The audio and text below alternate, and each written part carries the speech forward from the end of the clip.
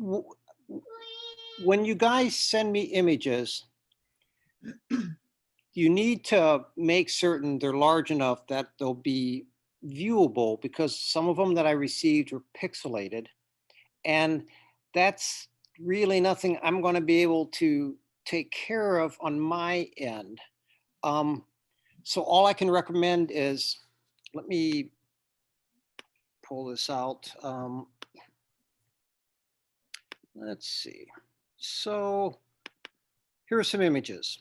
They're just in a folder, okay?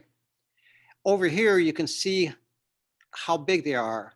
This one is 11 megs, 10, 13, 15, 13. These are all raw images. They haven't been toned or anything, but you can see how large they are.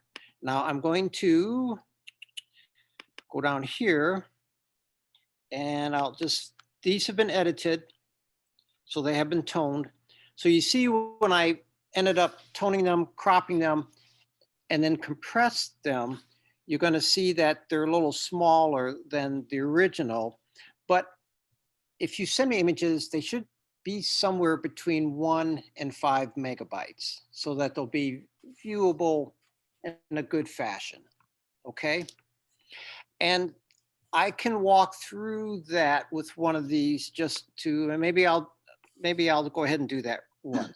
I'm just going to walk you guys through this. More, here we are.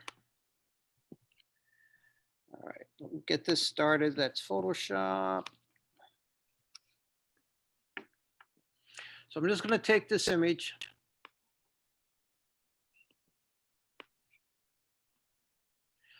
So here is this image. I'm going to say it's fine, it's toned okay, yada, yada. Thinking of Seinfeld. So here, I'm able to crop it. If you look down at the bottom, I hope you can see this. You can see that this particular image is 63 megs in its raw, untouched form. Now, up here, I'm going to crop it, and I'm cropping it 12 inches. The 12 wide means it's 12 wide or horizontal at 300 DPI. And I have different ways, 10 inches at 200, 14 by 11 at 300, 24 inches wide. So I'm just going to do it 12 inches wide. If I crop that, it crops it down. I'll go in and do a little sharpening. That's done. And now I'm going to save it. So I'm going to do a save as, so I don't save it over the original. So here you're going to see, as I save this, I'm going to save it to my desktop.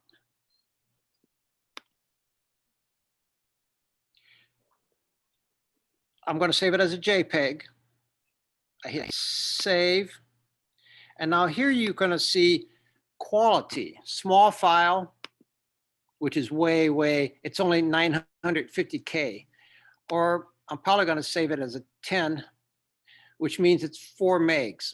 So when you save your images, depending if this kind of option pops up, you want to make certain you're saving it so it at least is a large enough file so that when we look at them, they're not going to look their quality, because some of the images I received, if you were to send those off to get prints done, you wouldn't, for an 8x10 print, you really wouldn't get a very good print.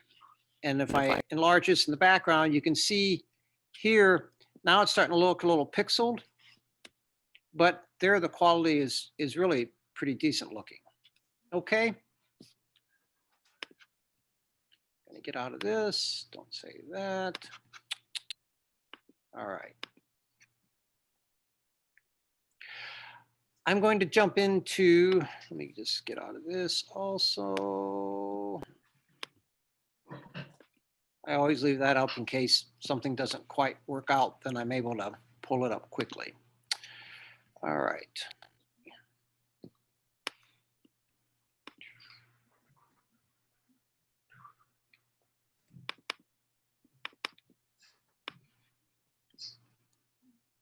Next week, assignment. You're going to be shooting 3 different sets of photos. again, which you'll send me 3 pics of each. And in some of the images I received very similar images. So basically, I'm not trying to be a taskmaster, but I figure you're taking this class because you want to learn. And if you send me similar images, you're really not pushing yourself to actually learn. So what you're going to be shooting is what's called light and shadow, point of view, and repetition. Light and shadow, point of view, and repetition, and we'll go over samples of those. Any questions? Speak now, forever hold your peace. So some people were muted. I went ahead and muted them. So just FYI, if you thought you were unmuted, you might be muted at this point. So just FYI. And any questions for anybody? Okay. So, and I'll revisit that. Let's talk a little about quality of light. You saw that video. I should ask this question. Did everybody receive the links to the videos I sent? Yes. Yes. Okay. And did everybody receive that PDF that was kind of a rough overview of the class composition? It had different samples. Yes? Okay.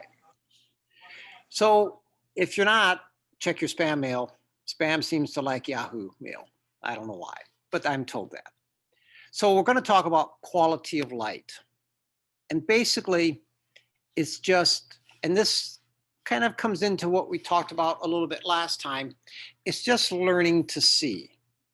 I mean, we walk around, you know, at this point in our lives, we've walked around many miles, many blocks, and we've seen a lot of things. But I'm wanting you to just kind of retrain your eye to actually see now with more of an intent or purpose. Because when you're taking a photograph, you're trying to capture an image. And by capturing that image, then if you're wanting to share that image, you're looking to share it with people. So in some ways, you have to be very defined in how you capture it so that people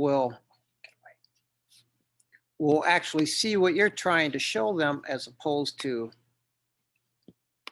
you know, just kind of meh. So we're just talking about light. Sunny day, it's shaded because it's in amongst a grove of trees. You can see the shadows that are happening. This is what they call open shade.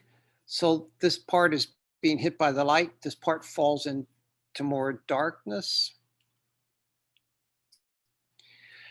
Sunny day out, but shooting in a shaded area. And by doing that, and the light is kind of top light, it's lighting the trees in the background. And by virtue of shooting the street, I've got a little point of interest with this vehicle driving toward me. And I've got color going on, the top light, but I'm also using these trees to frame this so that I'm hoping your eye is drawn to the vehicle and the color behind it. Some images that I received, you know, in dealing with the leading lines, people sent me images of lines. It's not exactly what I was looking for. I'm looking for leading lines. A leading line is something that takes your eye into the photograph. Quality of light. So this is somewhat backlit. It's evening. You see the sun filtering in through the trees. This lamppost, there is no bulb there. So it's just the ambient light that's making this light look lit. Shooting inside of a building, it's being lit by these windows.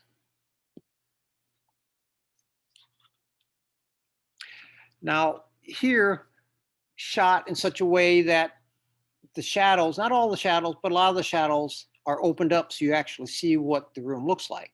Here, the bright sun coming in through these windows on the side, the photograph is taken in such a way as to look at the light that you're seeing, and so you don't see a lot of the other rooms. So the exposure is more for the light. You know, this isn't really blown out. It's not that bright. That isn't either. There's some detail in there. But by doing that, you're kind of focusing the viewer's eye into the lit areas, and this becomes empty space. And this is kind of where you get into what's called spatialness, where you're utilizing this space or part of the image and you're not so worried about. So you got a positive image and a negative image. The positive image being kind of the subject matter here. It's the subject matter is really about light as opposed to an object or a person. And the negative matter is this just the darkness. And here is where you are seeing light and shadow. Light, shadow, the two play together one and one. So quality of light again. Do you guys know what this is?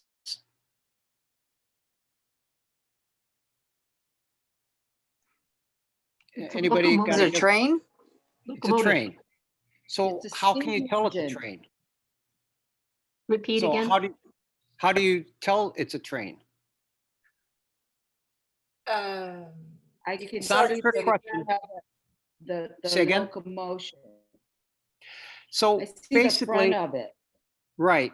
So there's enough light there to give you a hint of what it is without being overly lit. So the exposure again is for the light here, for this light quality. And there's just enough light to give you. So you don't always have to overexpose an image to show something. I was looking at a person's blog earlier, and they talked about this area that they had photographed and were sharing on their blog, and about the orangish walls and the nice lights with the scene and such, you know, and colors. The problem was to really show the area, they overexposed it so much that what they were describing you didn't see because they had to overexpose to show a part of the area instead of exposing it for what they were describing. So just trying to keep that in mind. Here's a light and airy kind of feel. You've got the sunlight, it's backlighting these leaves, and then you've got the dark tree. This is not light and shadow. So it's just a dark object with trees. But the light and the quality of the light is, you're creating that kind of stark contrast.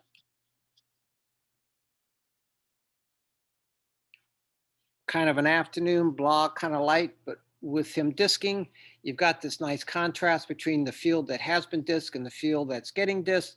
And then you've got the clouds of dust with a little bit of color happening. Here again, this is probably noonish, 11 noonish, 1 o'clock, 2.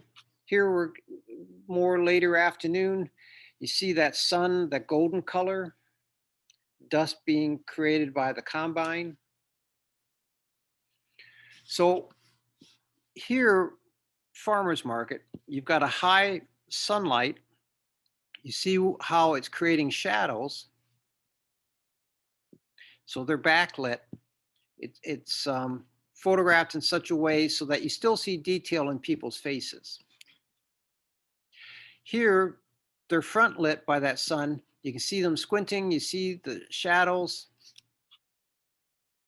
So you're utilizing the light to create an image in what you want to create it. So sometimes when I'm out driving, I had a class Saturday in Ida Grove to go out and photograph. I'm driving along, it's probably 9 o'clock, well, 8:39 in the morning. I'm headed out on 20. And it was kind of dramatic with the sky dark in the one area and the sun coming in from the east. But it really, when the sun is hitting these trees with still some color before we got our snow, it really made the trees stand out.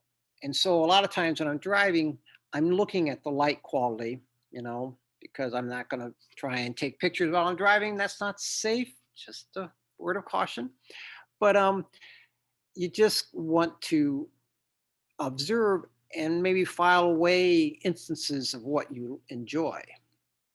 This I pulled out of a publication. So a story about a rancher, and he's not quite, but almost silhouetted, shot, you can see the grain. So it was shot, with high ISO. I'm assuming this is probably digital by looking at these, but they're using backlight, and the backlight outlines the area. You see a little bit of the horses in the background. So it gives you a sense, but it's a little more dramatic than, if you'd have used a flash and just punched in a lot of light, and this had all gone dark because the flash would have overpowered the darkness. Foggy day creates a mood. So it's kind of bright, light, and ethereal in a way. Again, foggy day,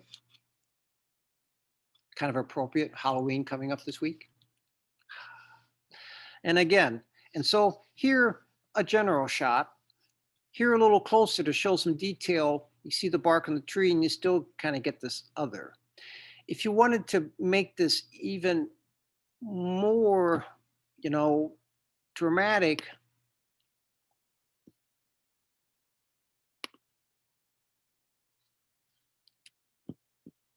just using something here, I'm just going to come in and I'm going to change my tones. And so now I'm giving it a little different feel to the image from what it was before.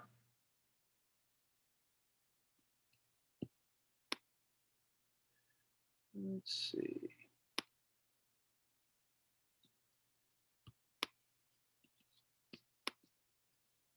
So now this is much different than this.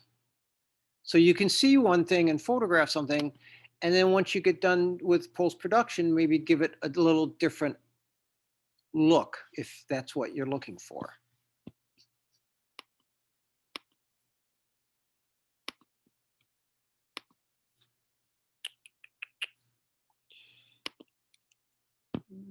Come on, there we go.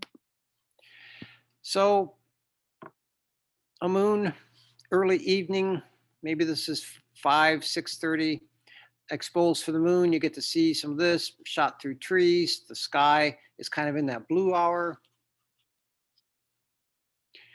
Here, you got the nice stripes with the zebra, a dark background, so he stands out. It'd have been nicer if he'd have been back here a little bit, but he liked the grass on this side of the light compared to the grass on that side of the light. Black and white image, light and shade. You got your light, you got your shade. So by virtue of shooting it this way, you're making these balusters or whatever stand out on this porch area. Here, the sun is hitting the framework of the stairwell on this side, and it creates the shadow. Light and shade again.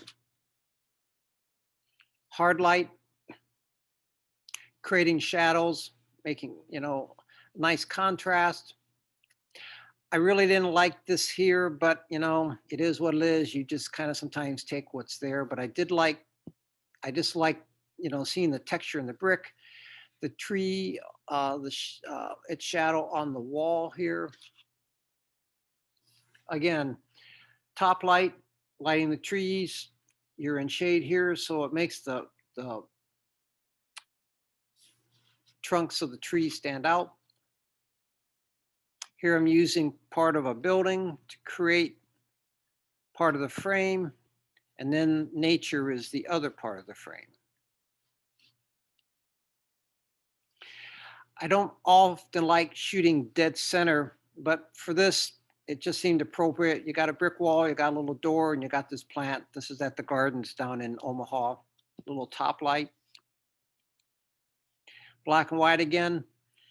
The exposure is done so that you've got detail here, and by creating just enough detail, everything else goes dark. So all of a sudden you're just creating a geometrical design in the image.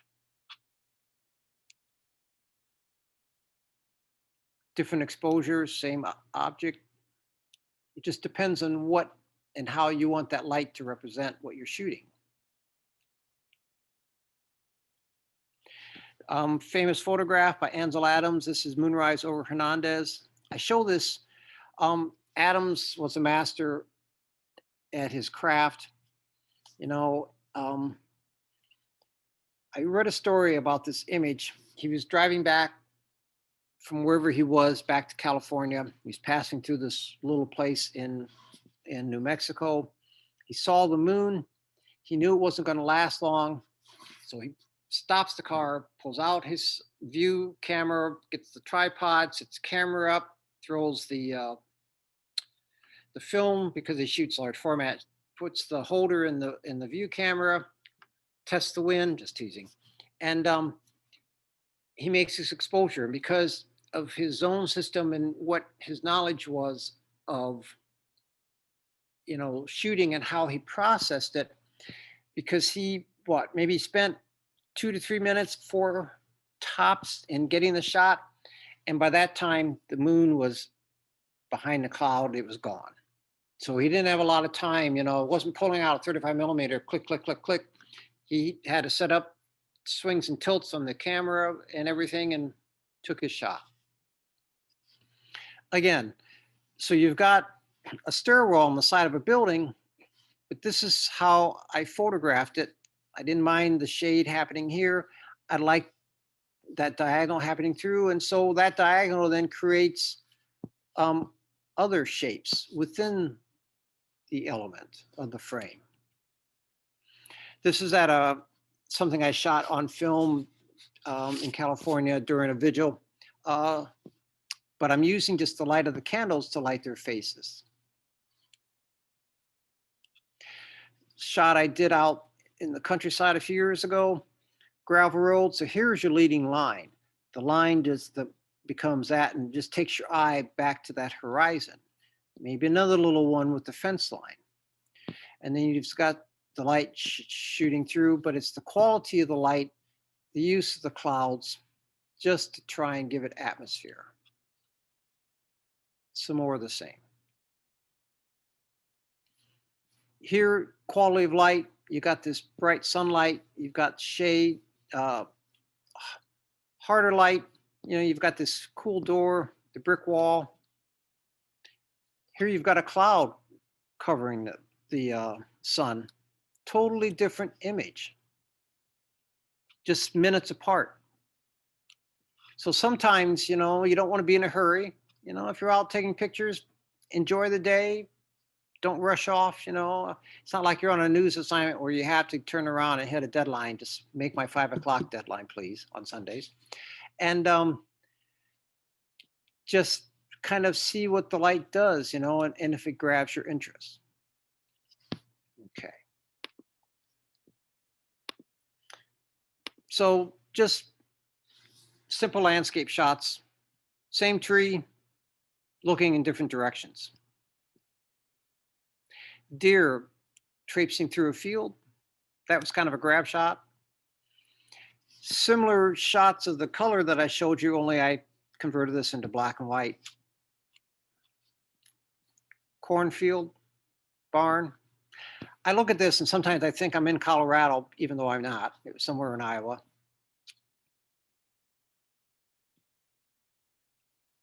Similar shot. Mostly sun. I really like clouds, so I have a lot of cloud pictures. Again, a leading line, the line being the fence and the post that takes your eye, hopefully making or helping you to look in the background. Here we're just kind of element of thirds.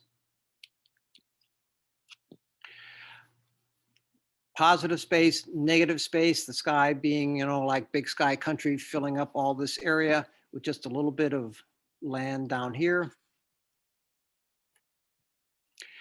This is the original shot. This is what I end up cropping it into. I saw this, I didn't have the reach with the lens, but this is what I wanted. Same thing there. So just because you see something and your lens may be short, it doesn't mean you can't do something different with it once you get it into post-production. Same thing.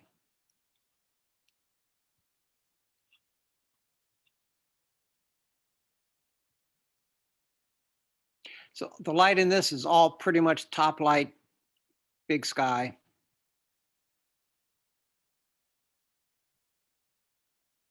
Here we get a little light play on the ground with the sun coming through the clouds.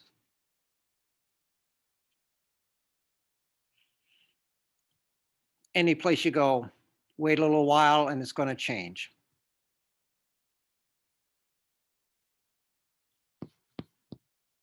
Questions, anyone so far?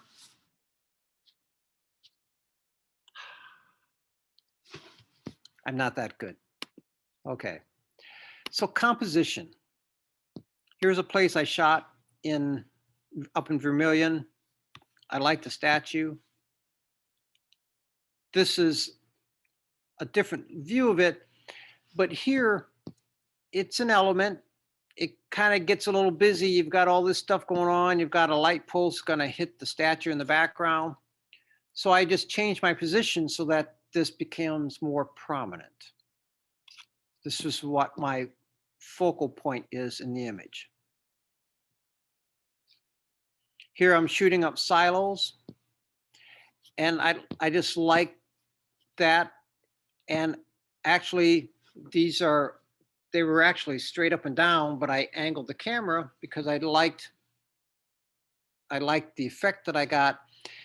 And when you're shooting, you want people to maybe see what you're seeing. So, you know, you can shoot straight on, but if you want to do something different, there's no rule that says you cannot do that. Image Jerry, again. when you say angle, yeah, when you say angle the camera, can you show me, I don't know about anyone else, what So- specifically you're meaning? You're just meaning like, So this is the camera and I'm shooting straight forward, okay? But if I want to angle it and I turn it so that the picture ends up looking like this, see how my face now is at an angle? So figure these are silos, and silos are generally up and down. They're not at an angle. I just tilted the camera so that when I saw them through the viewfinder, they were angling so that they were all going in this direction as opposed to up and down. Okay?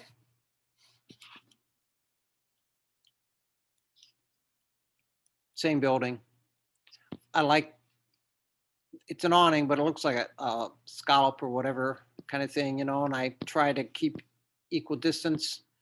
My horizon lines sometimes suffer, but I just liked the framing here, framing this part again. And here too, you've got this light and shade framing this stairwell. So this is out in front of the Art Center here in town.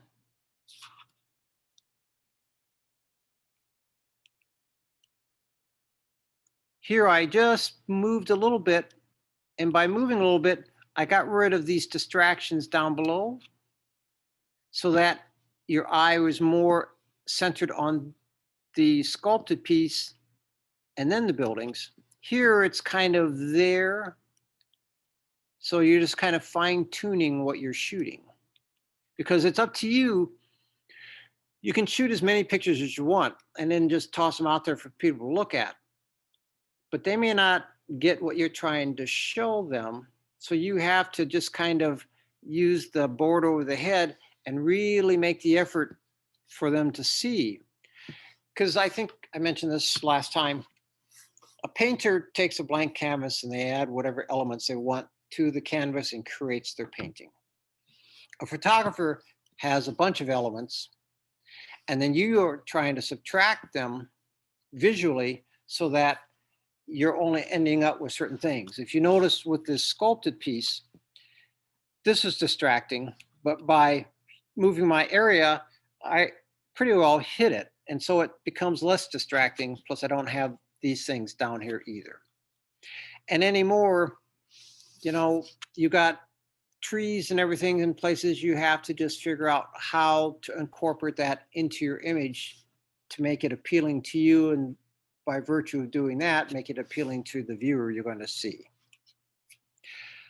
There's newspapers I'm familiar with. When I worked at papers, once we got into the digital age, we were required to put galleries up of assignments that we shot, especially sports, because they wanted people to see and buy images. You know, it was all a bit of a marketing ploy.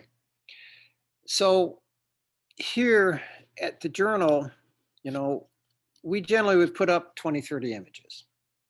You'd go through, you edit for whatever is going to run in the paper, and then you'd edit for the gallery. Some places would just take their card, you know, so I'd put up 20, 30 images. Some places would take their card and maybe they had 100, 150 images, they put them all up. All the ones that were out of focus, all of the ones that were badly exposed, all the ones, and it's like, seriously, who the hell wants to go through all this crap to look at stuff? I mean, it's like YouTube or whatever, how much do you want to go through and look at things that just have no, so as a photographer, you're somewhat thinking the same thing. You want people, when they see an image, they really want to spend some time studying it. It's that philosophy, less is more kind of thing.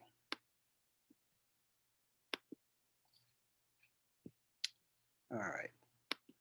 Looking at subjects. So this is down out at Adams. I'm going through shooting different exposures. When I do that, I'm kind of looking at how the light plays on the leaves and on the grass.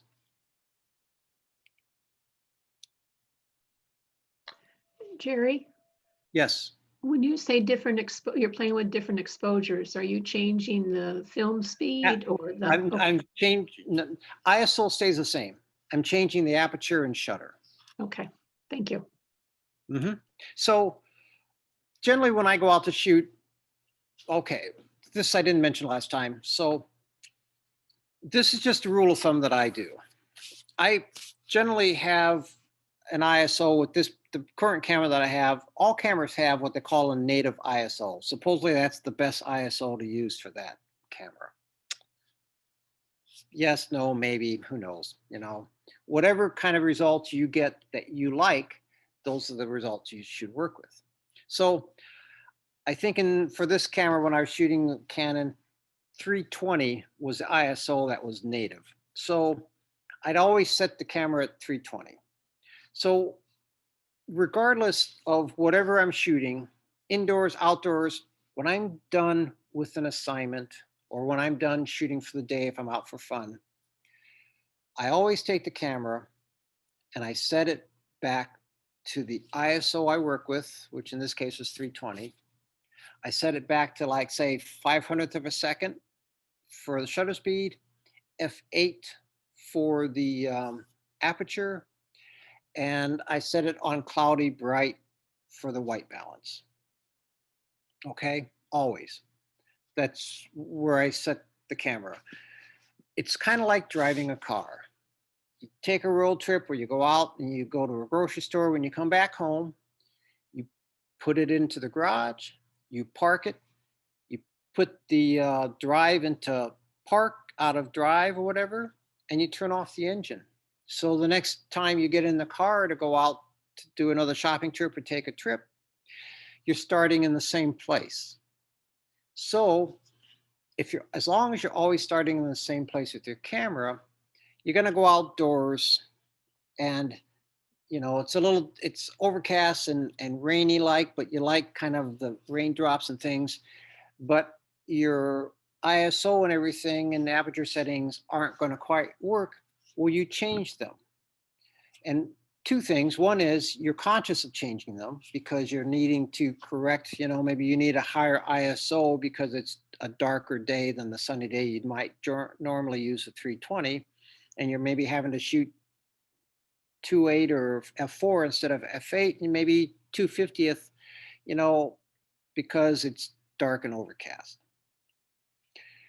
The other thing is, you know, or you've went to a friend's wedding, or you went to see a kid's performance in an auditorium or in a cafeteria basketball game, and you're shooting pictures, at North and West, they have fluorescent lights. They're much better now than they were when I was shooting at the Journal. And so you're having to readjust your white balance and ISO settings to shoot in that gymnasium, correct? Well, so you don't set the camera back in park and put everything back to the starting point. So the next day you go out and you're going to shoot a different child's soccer event or whatever. It may be cross country if it's fall.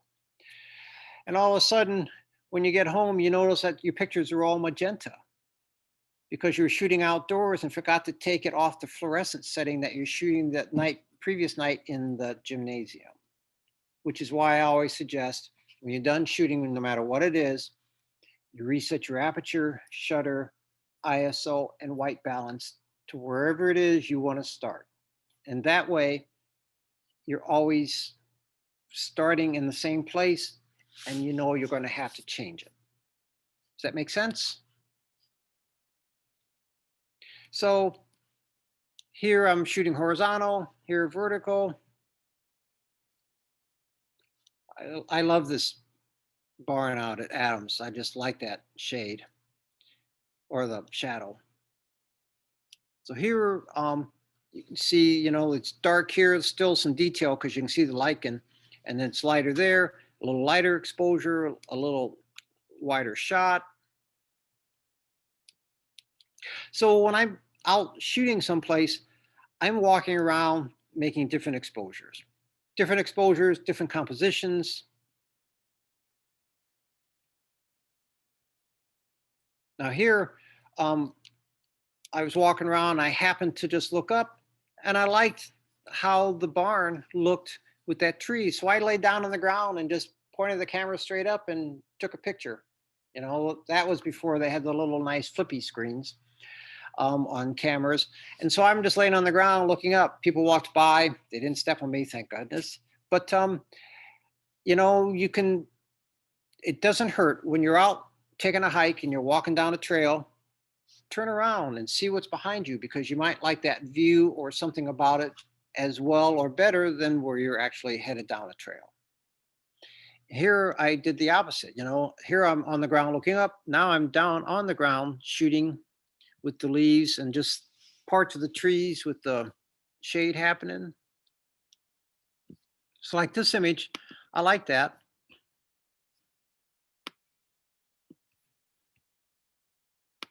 Get rid of those highlights.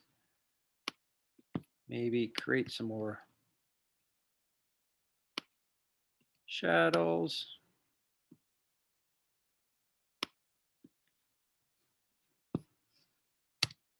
If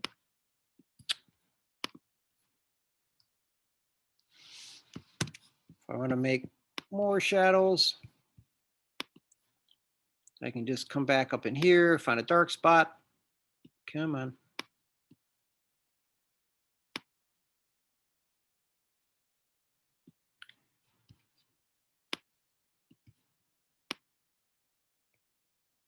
So I can just create and change the mood of an image from what I started. And this is stuff that I may see in my head, but I'm not able to translate it in the field. So some post-production can be handy. Oops. So beginning, end.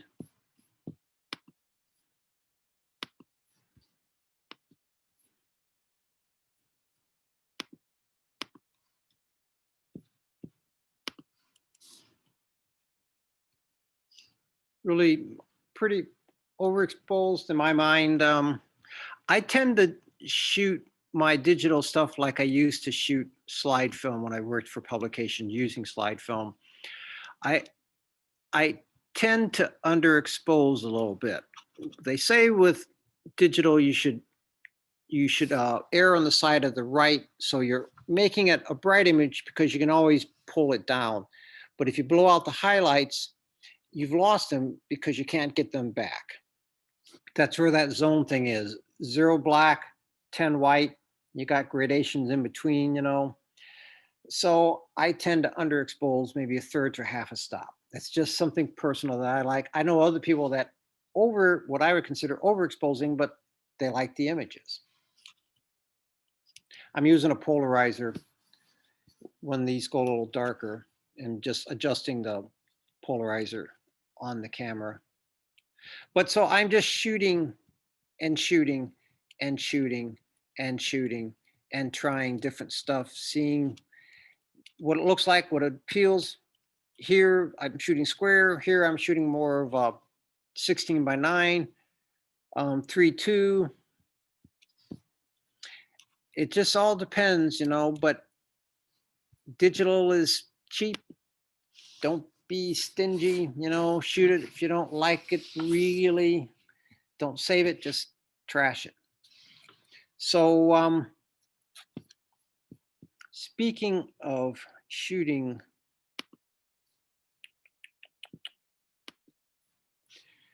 so just some ideas, you know, I don't save any images on my computer at all.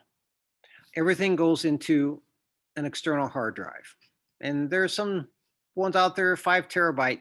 That's gonna take a lot of space. You know, you could get thousands of images on this, $130.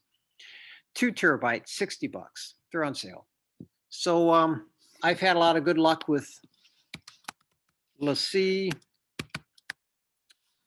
like these. They're just small. Come on. So 2 terabyte, a lot of storage. And so I just store all my images on these. I don't know if you can see this little thing here. Can you see that?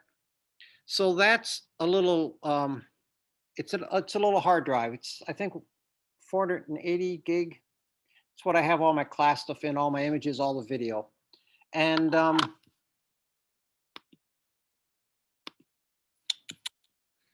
I can find it. Come here. Here it is. So right now that I have all this stuff on it, and it's actually 120 gig roughly. And I've used 56, but I still got 63 gig of space on it yet. And it's just basically a large thumb drive. Not even close to the other ones that I was showing you. So I store everything on external hard drives, simply because when I'm running the computer, the only programs the computer running is the software that I'm, you know, got the computer going, and then it pulls it in, so that all the RAM does is basically work with running the software for Photoshop or a video program and nothing else. So it's not trying to find and retrieve images on the computer, as well as it allows, you know, the computer doesn't fill up. The only stuff I have on the computer is software that I use. But that's just me. Let's see.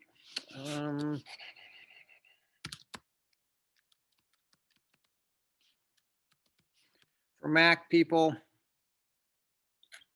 this place, Other World Computing, macsales.com, everything Mac.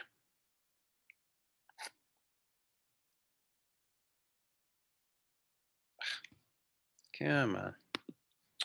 I hate those little pop-ups, because with other things showing up, I can't always find external. So there's different kind of drives you can get. They have a variety of stuff. Big ones, little ones. I generally just keep with the little small. I have a few of these, but I've recently gone to these elites, simply because 480 up to 8 terabytes. They're small, they're portable, they're rugged. And this is this little Pro Mini Envoy, 240 gig up to 1 TB. That's what this little guy is. And so I can just carry that in my pocket.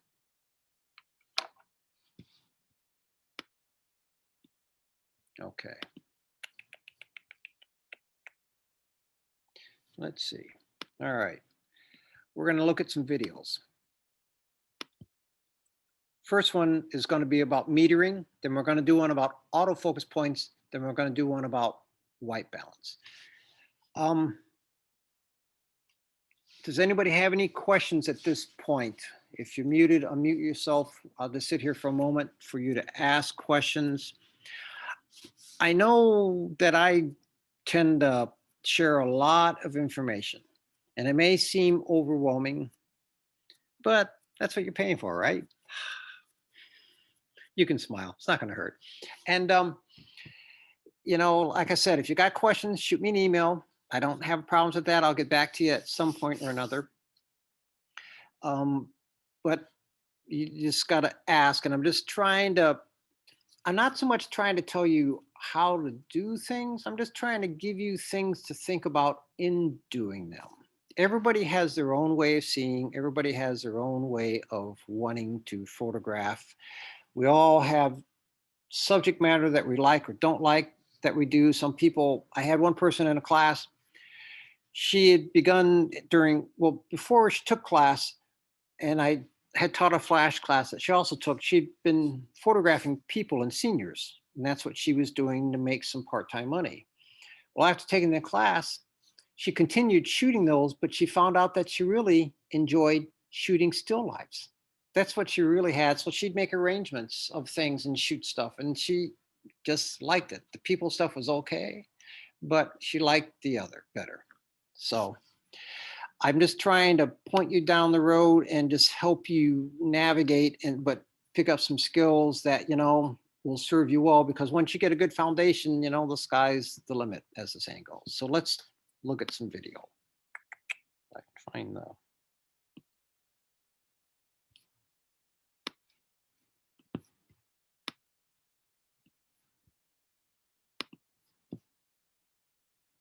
Presents Digital Photography One-on-One. You guys can hear that? Yes? You can hear it? Okay. Where we answer your questions. Here's your host, Mark Wallace. Hey everybody, welcome to this week's episode of Digital Photography One-on-One. My name is Mark Wallace. Well, this week we have a question from Jose Trujillo. Jose asked, can you make a video on metering modes? Well, you bet. We're going to make several episodes on metering. In fact, we're going to talk about using a light meter like this one in a future episode. We'll be talking about some advanced metering tricks in the studio. We'll also be talking about exposure compensation. But we're going to start with the basics, which is TTL metering. Now, TTL means through the lens. Now, we all know that our cameras have a built-in light meter, and this light meter tells our camera how to set the aperture and shutter speed. But how does that work? Well, TTL metering is reflective light metering. So what's happening is light comes from a source, the sun or a light inside your house or something, and it reflects off of your subject, and then that comes through the lens and into our camera, where there's a little light meter in there that measures all of this. Now what's happening is that little light meter inside is looking for 18% gray, which is sort of like this gray card. It's looking for a middle gray, actually. So it takes all of those luminance values, all the brights and darks, and it puts them into a blender to get this middle gray.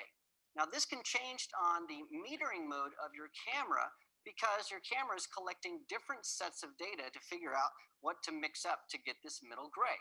So let's look at these metering modes. Now, our first metering mode we're going to be talking about is called spot metering. So if you look really closely, there's a little red dot on this house here, and that's to sort of simulate what spot metering does. It's a little area in your camera that says, I only want to take about 1 to 5% of the scene, usually right in the center, and use that. Take those luminance values, those brights and darks, and figure out what middle gray would be on that if you averaged all of that out.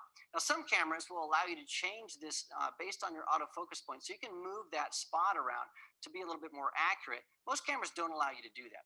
Now, spot metering mode is used when you really want to focus on one specific area in your scene to say, you know what, I want to make sure this is metered correctly. And once I have that base set correctly, I'll figure out everything else on my own. So spot metering is more of an advanced metering mode. A lot of people use it for the zone system. And we'll be talking about that when we're talking about advanced metering in a few episodes from now. Well, partial metering is similar to that. Partial metering takes a much larger area of the scene, usually about 10 to 15% of the scene. So it's like spot metering, but it takes a little bit more into account. So it's a little bit more forgiving. Again, this is used if you really want to say, you know what, I just want to make sure that maybe a person's face is metered correctly, or maybe this waterfall or something that in my scene is metered exactly right, and who cares about the rest. This is really good if you have something that's really bright and maybe a part of the scene that you want to ignore when you're metering, like maybe a bright sun. Well, there's another metering mode that's been around for ages, and it's called average metering. And it takes the entire scene and it throws it into that blender for middle gray. And what it does is it tends to get things, well, wrong. Because if, let's say you have the sun in your scene and it's just up in a corner, well, it gets just as much mixed into that middle gray as all the rest of the scene. So maybe your scene will be underexposed a little bit. Maybe you have a really dark area in your scene. Well, that will throw everything off as well. So what happened is camera manufacturers knew that this average metering wasn't great for everybody because a lot of people didn't understand how it was working. So they created something that was a little bit better, and it's called center weighted average metering. Now, center weighted metering takes about 60% or maybe 80% of the scene, and it sort of feathers out as it goes. And it's mainly in the middle of the scene. That's why it's called center weighted. And it uses that area to determine exposure. Now, this worked a lot better than the average metering because what's happening is a lot of people would point their cameras at their friends and family, and they would put them right in the middle of the scene. And so this assumed that that's what most people were going to be doing. Now, advanced photographers knew this was happening, so they devised a lot of ways to use this, sort of like partial metering or spot metering, to figure out which parts of the scenes they wanted to measure. And they got really, really good at this. And so this is still on a lot of cameras because people that knew how to do this want to go back to this and use it a lot. Well, there's a newer way to meter light, and this has been around for a few years, and it uses all of the processing power of newer digital cameras and cameras that have some computing power. And this is called matrix or evaluative metering. Sometimes it's called pattern metering. What it does is it breaks your scene up into different zones or smaller sections. And then your camera uses these zones to evaluate your scene. It throws it into this really secret algorithm that different camera manufacturers have created. And those create a much more intelligent exposures because maybe one of the zones has the sun in it and the rest of the zone has maybe a beach scene or something, and it can go, aha, we know what this is. Let's ignore this really bright area and use these other areas to make sure that we meter correctly. So I highly recommend, if you're just starting out and understanding how to meter things, use matrix or evaluative metering because it's the best mode to use because it's the most advanced and the latest. It's really what I recommend. Well, to demonstrate all of these different modes, what I've done is I've taken a bunch of shots of my METSAT with several different cameras using several different metering modes. And I've posted these to the Adorama Flickr page as well as the Adorama Learning Center. So you can look at these to see how different metering affects the exact same scene, as well as how different camera manufacturers look at the scene and expose just a little bit differently. Now, because your camera is trying to average everything to middle gray, it can make some mistakes. In fact, very dark scenes, like let's say a bunch of guys in black tuxedos at a wedding, well, that can be overexposed. The reason for that is your camera is looking at all that black and it doesn't expect it to be black. It expects it to be gray. So it goes from black and it takes it up to middle gray, which means that it is overexposed.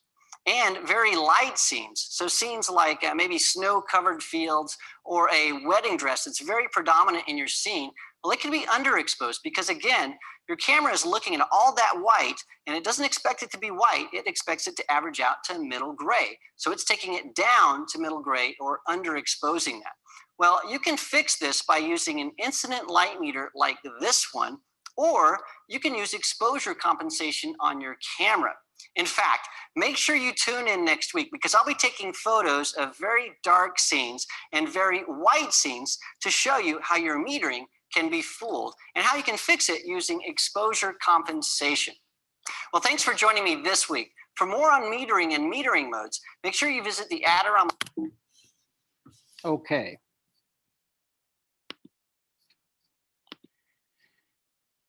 Here, we're going to talk about autofocus points.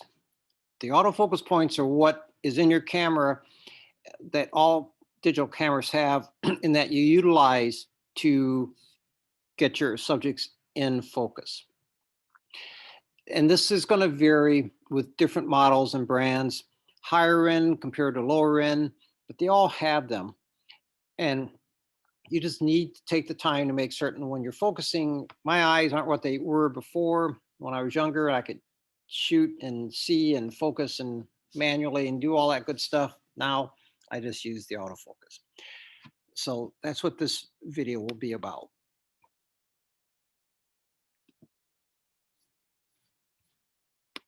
Let's take a look at our question from Lyndon Johnson.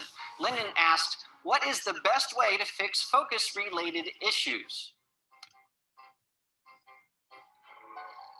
Well, Lyndon, that's a great question. And one of the easiest ways to fix our focus-related issues is to use your camera's autofocus points. Autofocus points are those little things that we see when we look through our viewfinder, those little squares, and they tell the camera exactly where to focus. Now, for us to understand this, it's a lot easier to show you than to tell you about it. So we're going to go to the park and walk through everything you need to know about autofocus points. Well, here we are in the park, and Sam's here to help me demonstrate how your autofocus points work. Now, in the situation that we're about to demonstrate, we have a really tricky autofocus situation. In fact, Sam, why don't you go back here, and we'll put you right next to this tree here. Now, in a situation like this, if we let our camera just sort of focus, it's going to have a hard time knowing if it should focus on the tree or on Sam or maybe even some of the trees behind her. In fact, when I take my camera and I point it this way, you can see that as I move around, I have this selection point of either the background, Sam, or the foreground. Now, what I want to do, though, is I want to be able to control exactly what my camera is focusing on. Now, I can do that by using the autofocus points in my camera. Now, once again, when I look through my viewfinder, I see this little matrix of squares, and it looks different for different types of cameras. This is what it looks like through a 5D Mark II, and you can see that I can choose which one of those autofocus points is active. And based on the one that's active, that's where the camera will actually focus. So now that you've seen that, let me show you 3 different shots. The first shot I'm going to show you is when the autofocus point is all the way to the right. It will focus on this tree, which is not what we want. I'll shift the autofocus point right on Sam and take a shot, and you'll see it focuses right on Sam. And then I'll do another shot where I shift the autofocus point, and you'll see that the background is in focus. Now, doing that, I can selectively focus exactly where I want my picture to be the sharpest. Now that we know that, let's talk about the ways that we choose our autofocus points. And to do that, I'm going to show you the different setups on different cameras. All right, let's start with talking about Canon cameras and how their autofocus points work. We're going to start with a 5D Mark II. The cool thing is almost every single Canon has a little button right here. And what that allows you to do is when you push that, then you are able to select the autofocus point. Now, there are 2 different modes on most Canon cameras. The first mode is where all of the autofocus points light up simultaneously, and that is telling us that the camera is going to choose the autofocus point that it thinks is the correct one, which is usually not the right one. So what we want to do is we want to choose one autofocus point that's specific. And so all you have to do is either use the finger or thumb. And when you roll that, you'll see that each individual point starts to light up. And you can just keep rolling, and it rolls all the way around from the left to the right and all the way back to the starting point. And that's all there is to using the autofocus point selection on a Canon 5D Mark II. Next up, let's look at a Canon 7D because it has a little bit different of an autofocus system. Now, the Canon 7D has a brand new autofocus system, and it has some new ways of selecting your autofocus points. So let's take a look. All you have to do is, again, push the autofocus point selection button, And when you do that on the back of the camera, you actually have 5 different ways to choose your autofocus points. And you can cycle through those by pushing the function button right at the top of the camera. And by pushing that, we can go through the spot autofocus point selection, the single point autofocus selection, autofocus point expansion, zone autofocus, and 19-point autofocus. Now, really quickly, let me explain to you some of the most common modes on this. So the very first one that's really common is the single point autofocus select. And when you do that, you're selecting one single autofocus point. And so that really lets you say, this is exactly where I want to focus. Well, you can also choose the autofocus point expansion option. And what that allows you to do is choose a single autofocus point.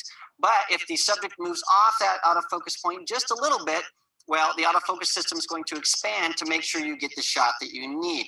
Now, another one that's really common is the zone autofocus. And this is really, really terrific because you can choose the right or the middle or the left or the top or the bottom or the center zone. So that way you're not being super specific. You're just saying this is something on the right side of my screen or on the left side of my screen or in the middle. And so it allows you to have sort of auto modes, but a little bit more specific than just choose from anywhere, which is really nice. And the last one is the 19-point autofocus. And that's the one that says, just choose any of these, the one that you think is the best. And that's by default the one that's normally used by the 7D, but you've got lots of options on this guy. So your autofocus should be really spot on. So let's take a look now. We've seen the Canons. Let's take a look at a couple of different Nikons, and I'll show you how they have their autofocus point selection systems all set up. On Nikon cameras, it works almost exactly the same. What you have is you have a little dial pad right here that you can shift and choose the autofocus point that you want to use. Now, before you do that, though, you need to go into the menu, and there's a menu item that says AF area mode. And there are normally 3 different modes. Sometimes there's 4. There's single point autofocus, and that allows you to choose a single autofocus point. There's dynamic area autofocus, and that allows you to choose a point. But again, if your subject moves off that point, well, the camera's going to be smart enough to know to shift a little bit to make sure that you're still in focus. And then you have auto area autofocus, and that's where you let the camera just decide what it thinks is best for you to focus on. That's the one I recommend that you don't use. I recommend that you use single point or dynamic area autofocus. And then there's, on some cameras, 3D tracking, and that's really great if you're shooting stuff that's moving quite a bit. And so 3D tracking allows you to, as you're moving along and something goes out of your autofocus point to a different one, the camera's smart enough to follow that. It's great for sports. So let's take a look. This is the D3100. So let's take a look at a different Nikon really fast, and I'll show you a different way to select your autofocus points on that camera. Well, this is the Nikon D7000, and on the D7000, there's a really cool feature that I like for changing the autofocus point selection mode. Instead of going into the menu on this camera, you can actually, there's a little button right here, you can just push and hold, and when you do that, then you can roll the front dial and you can choose between different autofocus point selection modes, from single point to auto to 3D, all different types of modes there. And so it's really, really quick and fast to change how you're selecting your autofocus points. And then when you do want to select your autofocus point, again, you just use the pad on the back to move around and choose the appropriate autofocus point, and you're going to get a picture that's in focus every single time. Well, that was a lot of fun at the park. There are a couple more things you really need to understand to make sure you know how to use your autofocus points the best possible way. Now, for simplicity's sake, what I did was I kept the autofocus points right in the center of the scene, and then just chose the autofocus point to help illustrate which ones to choose for a certain kind of focusing. But ideally, what we would do is not only would we choose the autofocus point that was the closest to our subject, but we might even move the camera to make sure it falls exactly where we're focusing. For example, in the shot where I put the autofocus point on Sam, well, that autofocus point in our sample was sort of on her collar. What I normally would have done is choose the autofocus point, the same one, but then I would move my camera up so that autofocus point is right on her eyes. Then I would press the shutter release button halfway down. That would tell the camera to focus. Then I would hold that halfway down so the focus would stay, and then I would recompose the image and take the shot. And that's normally how you use your autofocus points. So choose something close, Move your camera so it's right exactly where you want to focus. Push halfway and lock, recompose, and then shoot, and you'll get great images. Now, one other thing that's really important to understand is how those autofocus points actually focus. What they're doing is they're looking for edges and contrast. So for example, if I had something like this is just a white card, but if I had this in a scene, and I wanted to focus on this. If I put the autofocus point right here in the middle of this card, well, there's no contrast, there's no edges, and so the camera would have a really hard time focusing. And you're gonna see this when you have like white walls or solid colored walls or solid colored clothes or anything that has no contrast. The camera, even though you choose your autofocus point, could have a lot of difficulty focusing. So instead, choose an autofocus point that's close to where you want it to be. Put it on the edge. So make sure it's on the edge of your subject, and then your camera's going to lock into focus. Once you have that, then you can hold the focus, recompose, and take the picture. And that will make sure that you get a crisp, clean focus that's really happening fast. Well, there you have it, autofocus points. It's a really simple technique, but using that, you can really step up your game as far as your photography goes and get really crystal clear images. Well, thank you so much for. Okay. So let's go ahead and take a 5-minute break, and then we'll come back. I'll show you examples for next week's assignment. Got another video on white balance, and then we'll look at work. 5-minute break, so it's 7:07. So say 7:13, 7:12, somewhere in there. All right.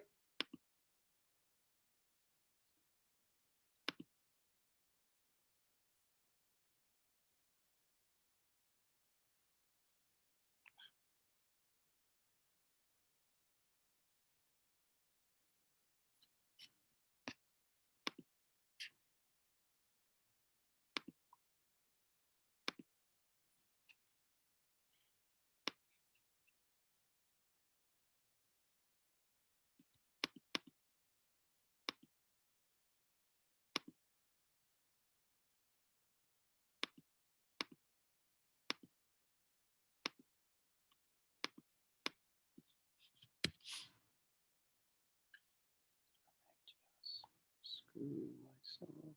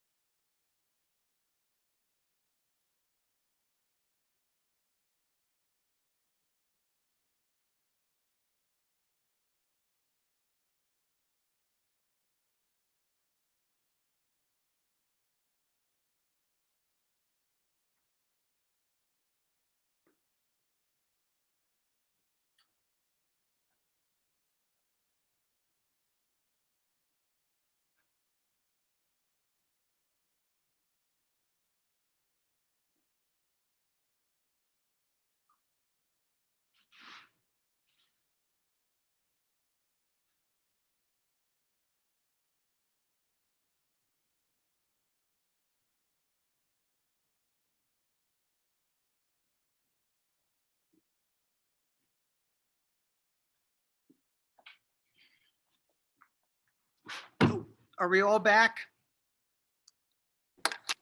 Yep. Yes. Yes, Yes.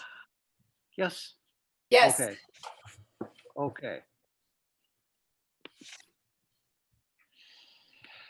All right, let me do this. We are, I'm back. All right. So I'm going to go through images, examples for next week.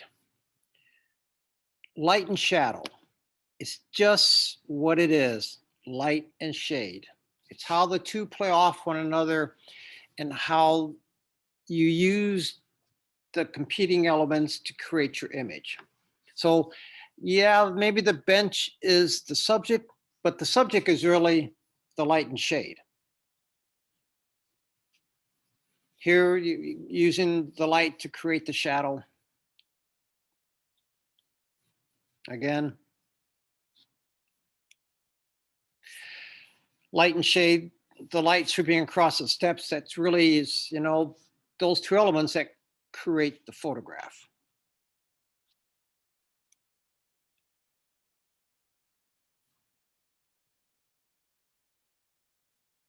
It's just pretty straightforward.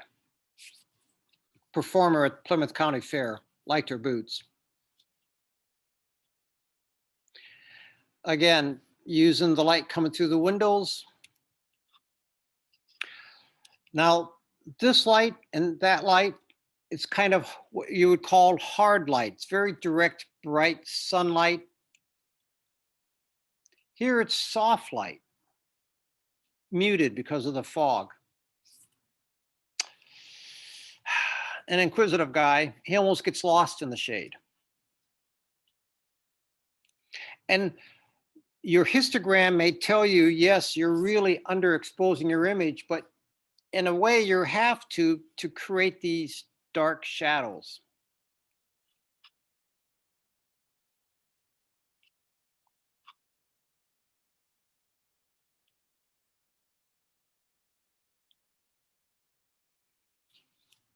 And so you're just using, you know, using the light and shade to create an image.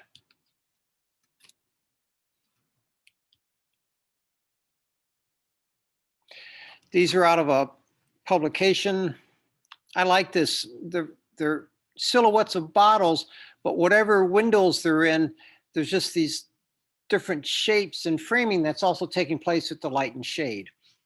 In composition, you can use various compositional techniques within one image to kind of create an image. Early morning light. Here, girl's in shade, she's in light. And so you get a little bit of repetition as well as light and shade.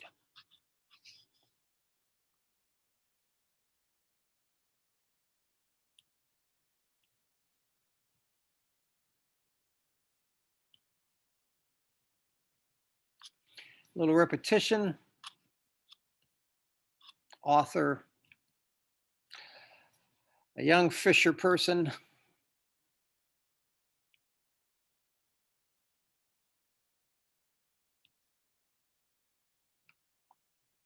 Light and shade.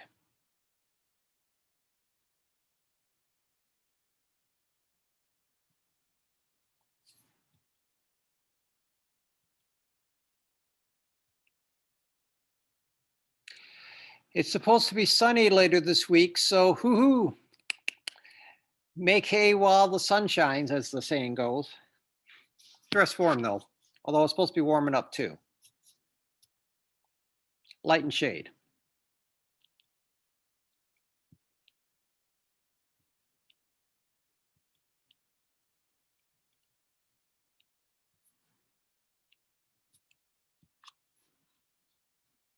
Okay. Repetition. Just like it sounds, you know, I like this image, took this out of a publication. So the guy's juggling these globes, but his head is like another part of this. So there's like 4 orbs. Art splash artist. Young man and his boy. Publication. I love this. Great Dane, the owner, and the poor little guy next to them both. Ballet.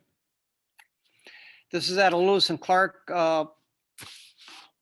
whatever, years ago. And I was so close.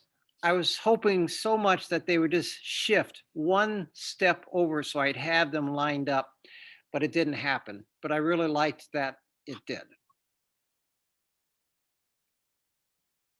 Repetition, or yeah. Repetition.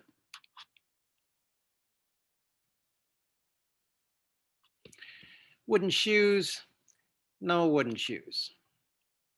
Steps. Repetition. Point of view is just that.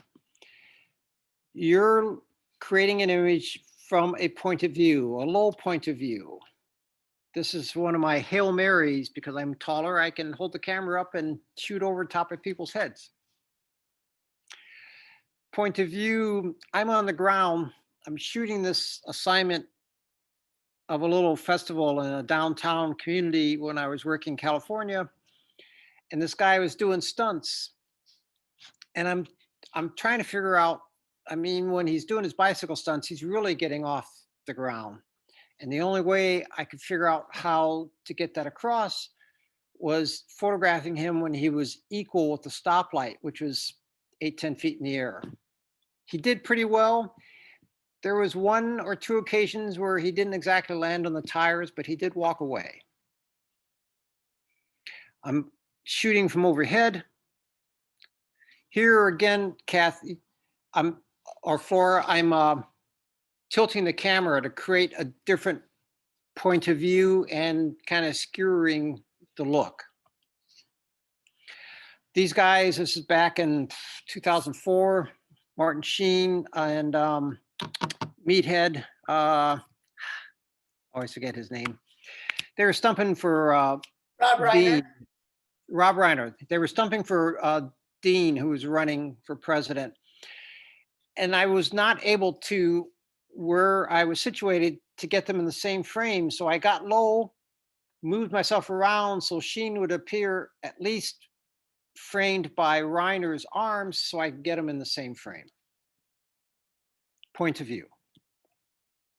A woman in a cornfield, you don't tell any secrets because you know the end of that. Sometimes you don't really need to show an entire subject for a subject to be understood. Point of view. I'm using this object to frame this person. This is the setup. It was a downtown sculpture, but I shot through to capture that person.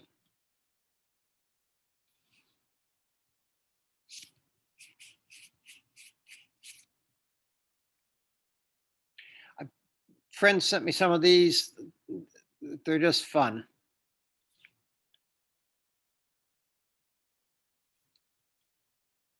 Sometimes you're shooting something and you see the image, but it's in the final crop in the way you do your post-production to get across what you want the viewer to see. Point of view. An image focused on the batter, an image focused on the crowd. Framing this guy through somebody else's specs. A low angle remote camera. I remember this story. This is the last year that Bush II was in office. This was an AP photographer who followed the president around when he did his speeches. And because it was the end of his second term in office, basically he shot this from the point of view of the podium with just the hands and no head, because as he explained it, George II was going to be leaving office, his second term, he couldn't run again. And so he was basically fading from sight because the next two Republican and Democratic candidates were out stumping and trying to build up, their supporters and followers and other people to vote them into office. So he shot this with the sense that Bush would eventually just fade into the background as the new president came on board. Nebraska, this is out of a publication, and a young high school rodeo guy. So the photographer got low, shot him through the lariat, just for emphasis at, a young rancher. A runner, here you've got silhouettes and then the light hitting the runner, but you've got that repetition as well as light and shade. Skier or audience.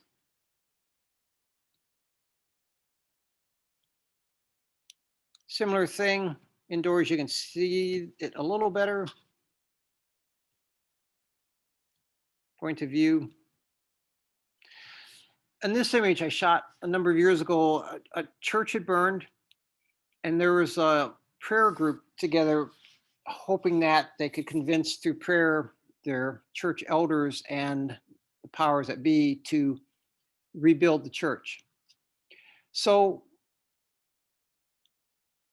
I saw this, I don't know what this tells you, but for me, here is an older worshiper, parishioner. Just by looking at the hands, it's an older person. And I wanted to focus on them and their religion. So here's the image, but then I shot tighter because while this kind of tells you a lot, this is all kind of wasted space. And I thought the point of view was a tighter shot, just showing this person with their hands looking up. Frosty day. So point of view, asked this young person if I could shoot from inside their car while they were scraping their window off. I was working at the paper at the time and they were fine with that. So it was just a different look from somebody removing frost from their windshield or window after a cold night. Questions. Light and shadow, repetition, point of view. Questions? Going once, going twice. So I have to really ask a favor of you guys. As you'll notice on these images, you see that they all have names. Now, originally, when I pulled up these, you see these all have names. So when you download them to your computer, I have a program, and this program that you're seeing is called Photomechanic. And it allows me to actually go in and I can do information with it.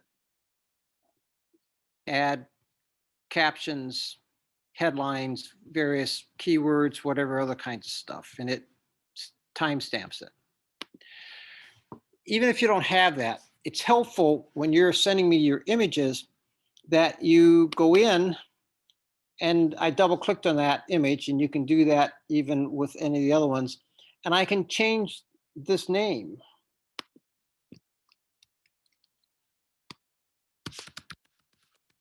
And add that to it if I want. So for the next ones that you guys do, I would like you to, when you pull the images in, type light shade, and then you can do a hyphenated, or an underscore, and then let me do this. All right. So this is the image. So you could do, there's the number.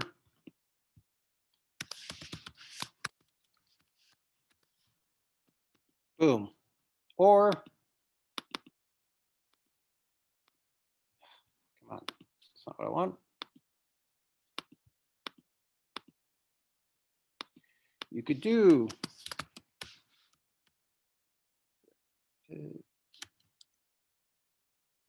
I always misspell this. Repetition. I need you to put these in there. Otherwise, I'm having to rename them and that sort of thing. And this weekend, I had a shoot after class Saturday and I did a shoot Sunday. So I'm not going to take the time to do that. And then you need to hit that 5 o'clock deadline so I can just download them, put them into a folder on my little hard drive. So I have them for class. Because I've got other stuff that I'm working on as a freelance photographer, my time is not my time when I'm shooting for somebody else, it's their time. And so it would just be helpful to me. And having worked for publications for a long time, I'm a big believer in deadlines. And so you just need to hit those, you know. So 5 o'clock is a cutoff on Sunday night, because then that gives me an hour or two before I end up going to bed. If I got something, because I had to shoot this morning again, so I had to be out and doing stuff. So that's just a disclaimer. So we're gonna go into your guys' stuff. So this also helps looking at the images to be able to actually, you know, see what they are. Kathy, go ahead and unmute and just talk about your image. I thought that could have been shapes, but I used it as framing because I thought it was framing the art center. Okay. You're talking about using this, framing this down here. Correct. Okay. It works that way. To kind of reinforce it, would it either been to have gotten closer and cropped this part out, or if you're doing post-production, did something like that, then you're really focusing the eye in more. Just saying. I mean, that's if that is your intent. Does Okay. that make sense? Yeah. Yeah. And get out of here. Just for everybody, I do gentle critiques, but I will nitpick just because I think sometimes nitpicking kind of gives you a little bit more direction and focus. So this one, Kathy? I used that as framing the wheels inside the art center. Okay. This one? I thought that was a leading line up to the bridge. Okay, so it works. You've got this taking the walkway up. It's scenic, it's nice, it draws the eye in, and that's what you want the viewer to see. And for everybody, part of photographing, it just doesn't end when you hit the shutter button and take an image. Sometimes you need to explain your work, and by explaining it for yourself, it also helps you redefine kind of what you're seeing. And because if it takes a lot of words to explain what your work is, then maybe your work isn't exactly saying what you think it's saying. You know what it should be saying, but if the viewer doesn't see that, then you have to rethink how you're approaching it. I thought that was a leading line into the distance, Okay, both the railroad tracks and sidewalk. okay. This one Here- I thought was shapes. Oh, you're right. All right. And there's, oh my Lord, repetition. Nice. This was a shape. And the same here too? Yes. Okay. And that was shape. shape also. But that could have been used for framing to frame the flag too. True, but in this case, it's kind of like being out on a nature walk and you see a deer in the distance, you've got a short lens on, you take a picture and the deer is back here someplace, and you tell the person, well, there's a deer and it was beautiful. But because it's so small and insignificant within the entire frame, the viewer doesn't really get what you're getting, because as humans, our eyes are pretty marvelous instruments at seeing.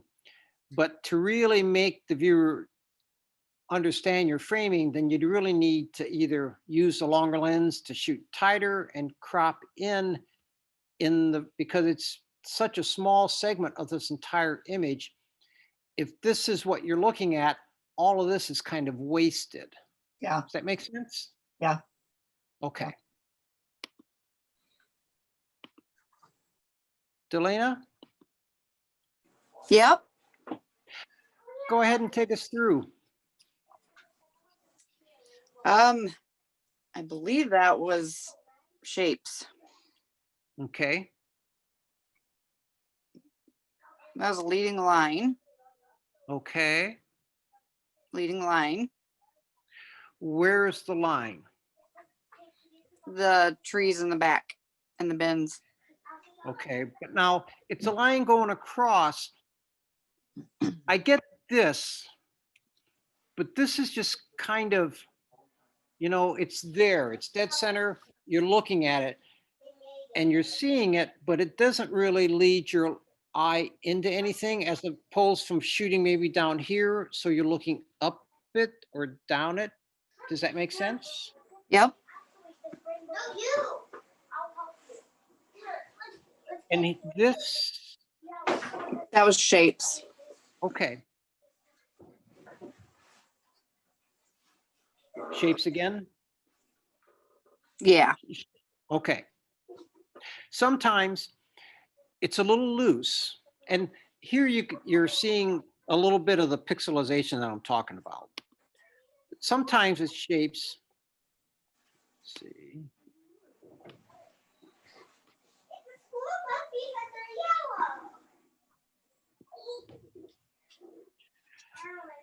Sometimes, just to really bring it home, it's better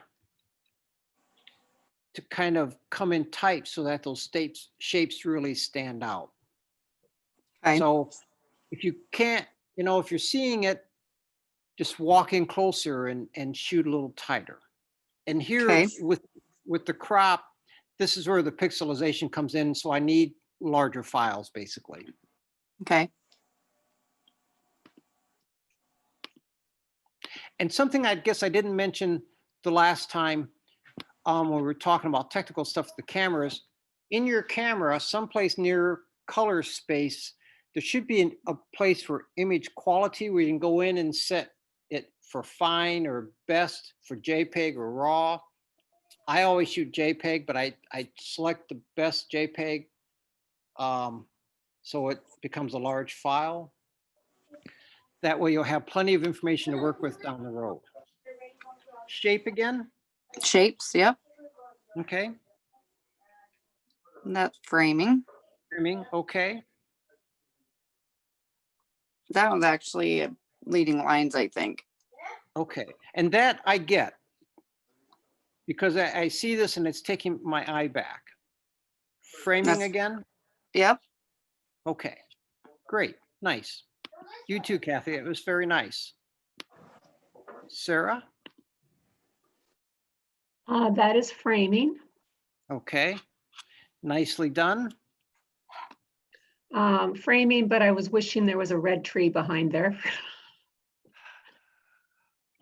Woulds, coulds, and shoulds. Yes, indeed. Yes. Okay.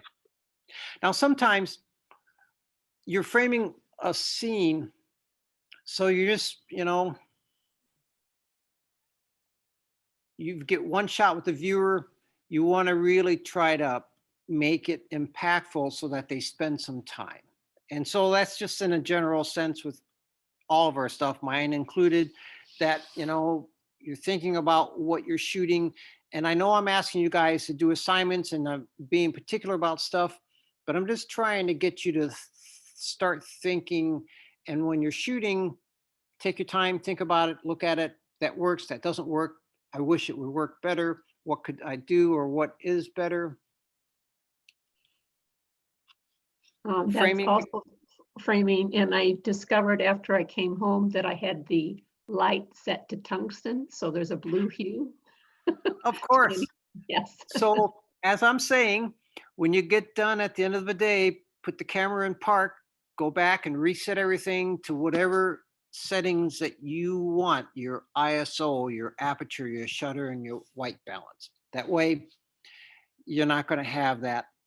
Yeah, I thought that was a bit of a muted red leaf. Nice grass though, Kentucky bluegrass, yes? Just Yes, teasing. yes. That was, could either be lines or framing. I think I chose lines, but I was Okay. doing lines rather than leading lines, unfortunately. Right, and so that's probably my mistake.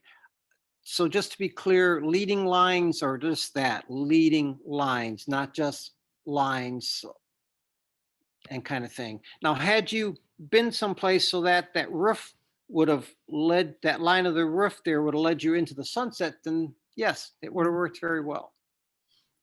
Same thing here, just, you know, this could work, but you'd want to be under it, shooting up it so that you're following that limb and it's taking you someplace. Okay. That was, could be lines, that's sort of leading. Kind of, but again, here you might, you have to work it a little bit. And by working it, I'm thinking, you know, if you were to have come over to the side so that these all kind of lined up a bit more, then let me redo that.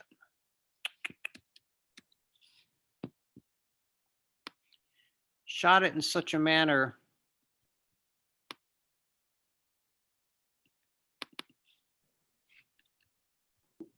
so that the tree trunks then would take you through, but you really gotta take it down, drill it down, and bring out the essence. Otherwise, it's just a collection of stuff, and the viewer doesn't really know what they should be focusing on. And that's the job of you as the photographer, to focus on what it is you want the viewer to see and understand about your image. Does that Okay. make sense? It does indeed. Thank you. You sure? Nice though. That's the last, nope. Patterns and shapes. Okay. I think No I would have scroll. assumed it was a squirrel. Now, I didn't know, afterwards, I sort of thought it, rather than being dead center, I should have raised the hole or cropped it so the hole was either higher or lower. That would have been a good idea. The other thing you could do would be to even put it in a different part of the frame. Oh, okay.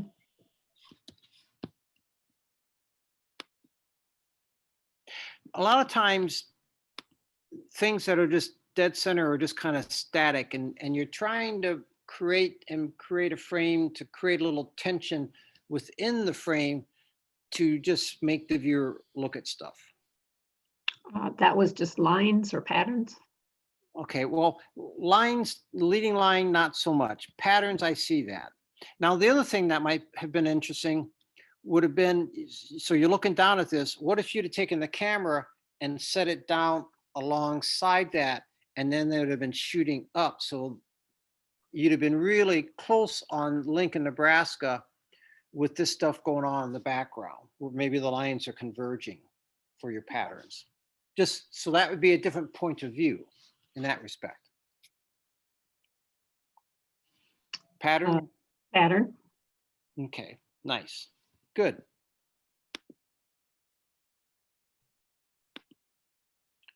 Flora?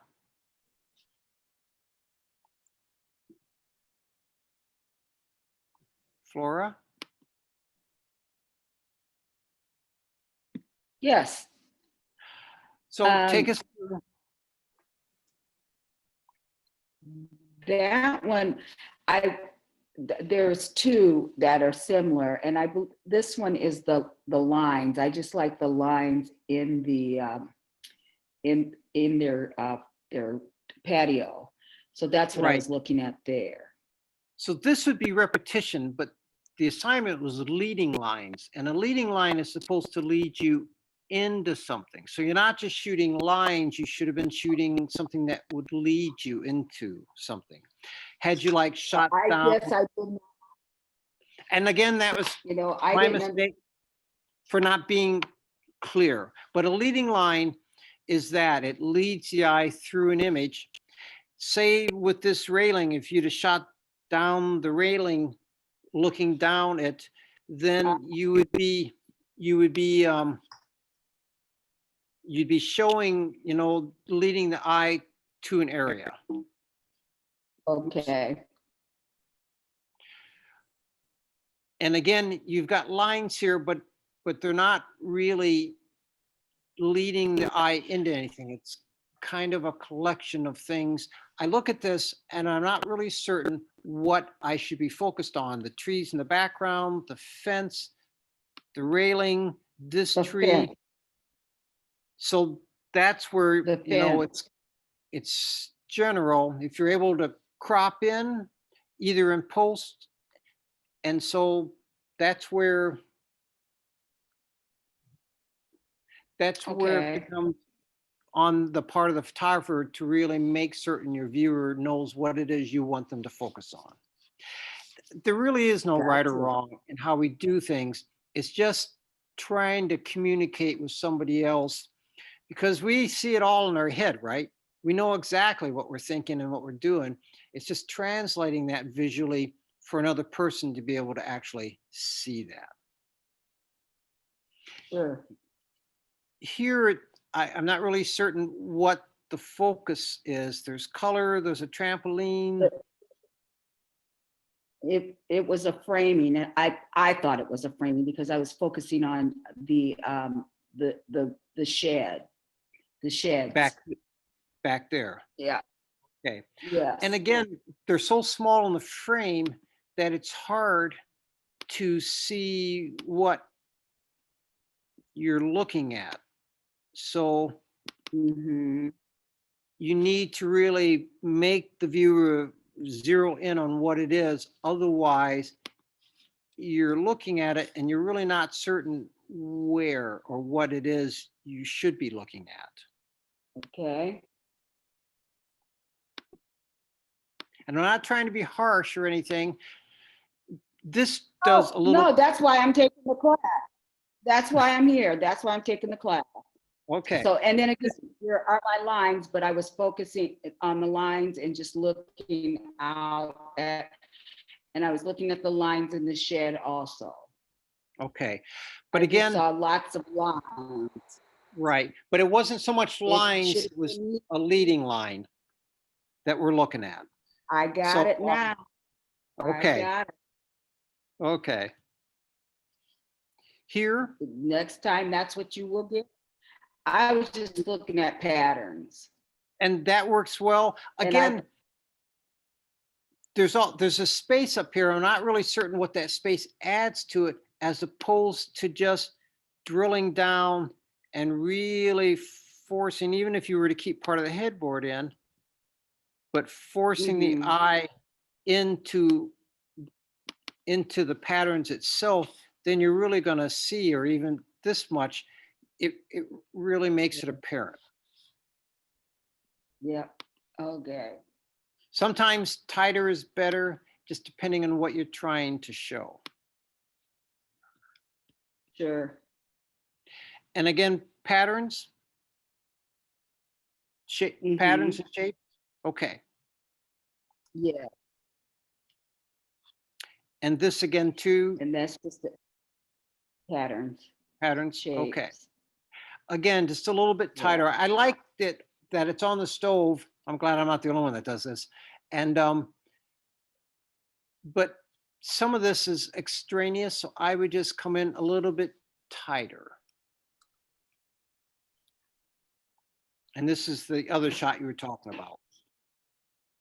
Yes, yes, and the framing. I Okay. thought it was framing, and I was looking at the pool and the tree in the background. Right. But it gets lost in all this other stuff. As far as you I have all see that. all this other space. But good, Mhm. good. Kathy, Okay, I'm here. That was framing, the fence was framing the rows. okay. And again, I like that.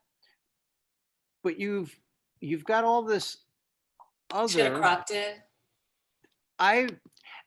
that's what I would have done, Okay, just because you really are wanting to zero in on, okay, you know, sometimes, I hate to think of it this way, but sometimes you want to take the board over the viewer's head and make certain they really get at what you're looking Yeah. for. that's framing. Okay, that's very nice. Decorative as well. That's framing. Okay, I like that.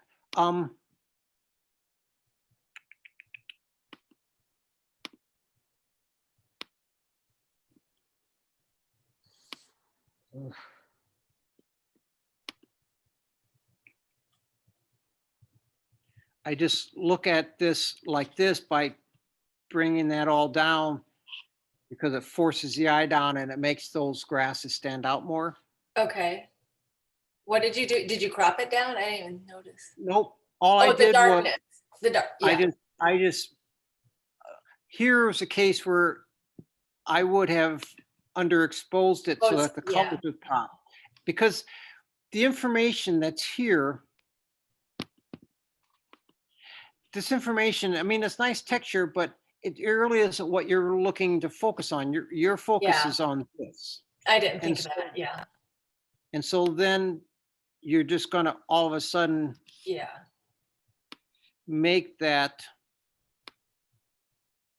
so it stands out more. Yeah. Boom. So what That is makes it that, what is it that you're actually changing in your editing shop? The colors or the, All I'm doing is making the image darker. okay, All I'm doing is making it darker. So I'm not actually changing colors or anything. I just took the image and I made it darker.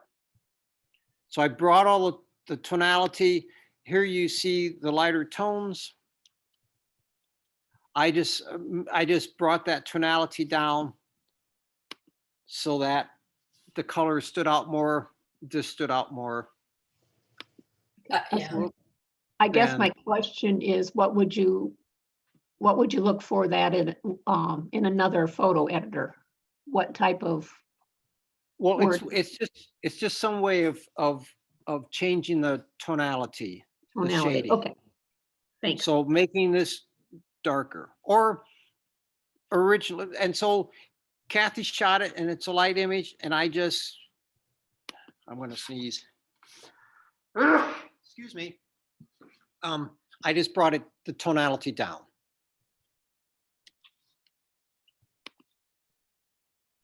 Because I'm assuming, for one, it forces the eye into it. The framing stands out more because Mhm. to really see what's here, is it really necessary? Yeah, I didn't doesn't- think of it that way. Doesn't seem so. That was a leading line. Line, that works nice.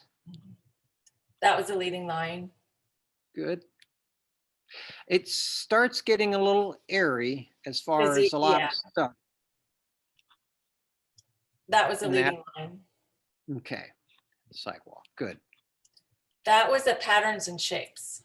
Okay, Same patterns and shapes. okay. And I'm assuming this is what you're looking at, right? Yeah, So this then becomes a little bit extraneous and somewhat Yeah. distracting. I almost went back the next day, which would have been Saturday, when no one would have been parked there. That's all right. Or just with your feet, walk a little closer. Yeah, Yeah, exercise is always good. Same Yeah. thing here. I like this, but shooting a little tighter here with your one lens, if you shot with a very shallow depth of field, you could have just come in tight on one of these and really made it stand out by dropping out that background. Yeah, I actually had a shot like that, but I chose this one because it showed more of a pattern. So I don't know. Yeah, Okay, that's fine. that And was my there's your, thinking. there's your repetition. That's Yeah. fine. Why I ask? Pattern, repetition, and shape Okay, on that one. good. Oh, come here. Ed? Can you hear me?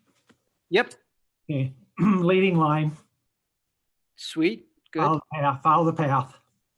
Yep, And then I kind of thought it was funny they had them all in a row, so they kind of, once you, draws you in between them, I hope. I take it no golfers are out on the links? Not as many as they would have liked, probably. That one, that to me, trees animate, so that's, to me, that's a, if you see the head in the middle, the arms outstretched above. Okay, So that, I wanted to lead you up the branches, basically. all right. And I forgot now who it was that shot with the other trees for lines, but this is what I was talking about, looking up and letting that take you out.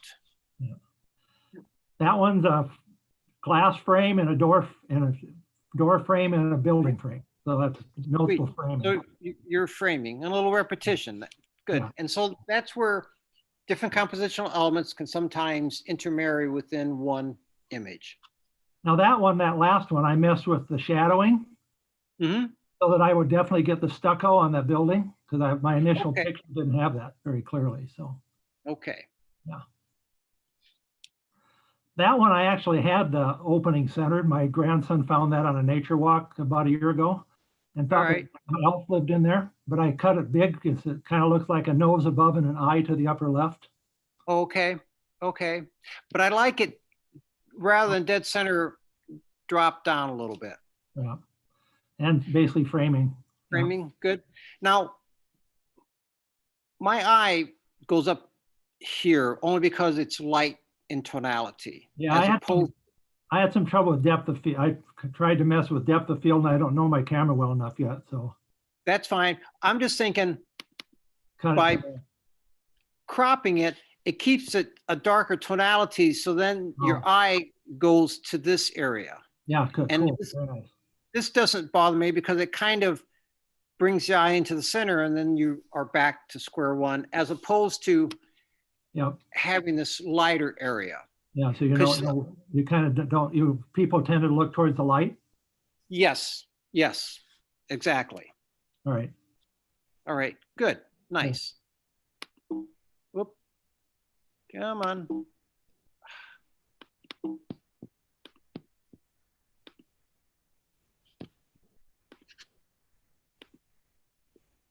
so that one, I put a couple crates of eggs together, cartons of eggs together, and actually what surprised me was they look white to me, but my counter light made them yellow, so I just left them alone.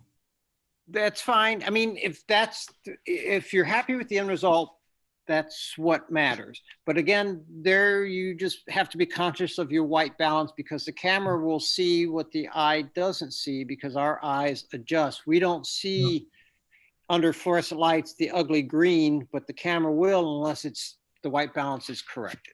Yeah, I probably could have messed with that one and whitened it, but I just kind of liked the amber color, but I was a surprise. No worries.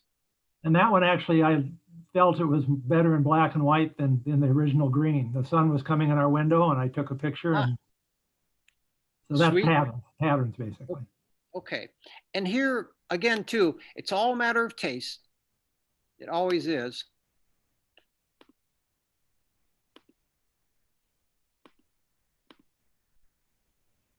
Yeah. All I'm doing is making it more contrasty. Uh-huh.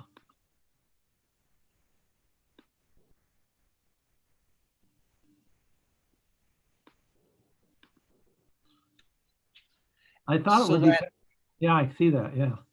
I thought it would So- be kind of fun to take one clover or one shamrock and make it green against, but I don't know how to do that, so.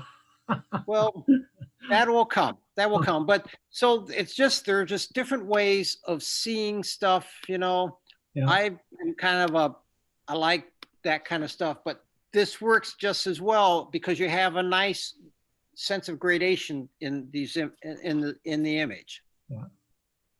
Threw a shirt over a box. And Ah, actually, I would have, in the end, I was thinking about using that for leading lines, but my initial shot was for pattern, so I just left it as pattern. right. And again, the lines need to lead you somewhere. I mean, this isn't really taking you someplace, but good, good. Cool. Okay. Good, everybody. And something that came up that somebody asked me, and so I'll just address that now. I really want you guys, rather than pulling images from the past, I'd rather you shoot fresh stuff for each assignment. Reason being, it's easy enough to go back and pull things, but I really want you out looking and seeing and shooting because you're doing it in the here and now. You can always go back and find stuff. And I can always go in and look at data to see whether or not it was shot currently or if it was something from 10 years ago, if you've had a digital camera that long. But I just think it's better to be doing it now. But I'm going to be quiet because I want to show one more video. We're kind of getting close to time. If you got to go, go. But this last video deals with white balance. It's not very long.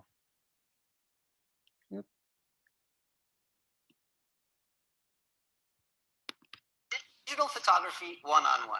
We're going to be talking about one of my favorite topics today, color, specifically white balance. Okay, let's get started by looking at a question that Ishika sent in. Sometimes when I take pictures, they look very orange. It mostly seems to happen when I shoot indoors. How can I fix this? Well, Yashika, you're not alone. A lot of photographers have issues with color. The problem you're describing can be solved by adjusting your white balance. And we can begin to understand white balance by looking at an ordinary page of white paper. When we look at a piece of white paper with our eyes, it looks white, whether it's lit by a candle, a fluorescent light, or the sun. It doesn't matter to us. It always looks white. But our cameras get confused by different sources of light. It may think white is actually orange when lit by a candle, and fluorescent lights can turn things green, and big skies can turn things really blue. The way to solve this is by setting your white balance properly. When we talk about white balance, we're really talking about color. And unfortunately, we don't have enough time to go into a lot of color theory today, so I'm going to stick to the basics and keep things very simple. Now let's start by looking at color temperature. Different types of light sources, things like a candle or a lamp or the sun or even the sun behind the clouds, they all have different color temperatures. Some things, like the sun, are warmer than other sources of light, like a table lamp. Now, color temperature is measured using the Kelvin scale. It's similar to the Fahrenheit or Celsius scale, but it's specific to sources of light. Let's take a look. A candle burns at about 1900 degrees Kelvin. The K stands for degrees Kelvin, not 1000. A tungsten lamp is about 3200 degrees Kelvin. Midday sun is about 5500 degrees Kelvin. And a partly cloudy sky during the day is about 8000 degrees Kelvin. As light sources become warmer, they have more and more blue. And as sources become cooler, they have more and more amber. Okay, let's get back to our white balance discussion. White balance is how your camera balances these colors so that they are mixed properly. So white looks white. When the white balance is off, your photos will have a red color cast and they'll look orange, or they'll have a blue color cast and look blue. Let's take a look at our diagram again. When you're shooting indoors with normal light bulbs, also known as tungsten lights, the color temperature is about 3200 degrees Kelvin. To keep things balanced, our camera needs to add some blue so that there is an equal mix or balance of blue and amber. When we're shooting outside on a cloudy day, the color temperature is about 8000 degrees Kelvin, and our camera needs to add some amber to keep things balanced. Okay, well, now that we know all about the basics of color temperature, let's get our white balance in order. Most point-and-shoot cameras and all modern DSLR cameras allow you to adjust the white balance. Unfortunately, the steps aren't the same for all cameras, so we're going to focus on two of the most popular brands, Nikon and Canon. Now, if you own a different brand of camera, the steps for adjusting your white balance are going to be very, very similar. So check your camera's user manual for specific instructions. Now, on most DSLRs, you can get to the white balance adjustment in one of two ways. You can use a white balance button, or you can go into the menus to adjust your white balance. And many cameras like this D90 have both a button and a menu setting. So in that case, just use what works best for you. Once you press the white balance button, or if you choose to adjust your white balance in the menu, you'll have a few options. I've hooked my D90 to the big screen to demonstrate. Your camera has a few standard presets, and these work great in many situations. So let me show you those. So if I go in here to my menu, you'll see that I have an auto setting, and that's when the camera tries to decide exactly what the best settings are. Then you have incandescent, fluorescent, direct sunlight, and these actually just get warmer and warmer as we go down the list. So these should be pretty obvious. Incandescents for when you're shooting with light bulbs inside. If you're out in a nice Phoenix afternoon, direct sunlight, or a cloudy day, you would choose the one that is the most appropriate to your proper situation. There's also one here that's K. This is where you can choose a very specific color temperature, and that's something we usually use in the studio where we know exactly what our lights are calibrated to. And then there's this other one here, and that is Pre for preset. And that's a custom white balance. Now, the presets are really good, but for the best results, we want to use a custom white balance. So let's take a look at how that works. Well, setting your custom white balance is pretty simple. And to demonstrate this in our studio here today, I've constructed what you might find in a normal house. It's very low light with a couple of tungsten lamps. And to help us out, we have Nisha here modeling for us. Okay, now the steps are as follows. You'll need a standard gray card. Now you can get these gray cards at Adorama.com. You can get a pack of 2 for about $12.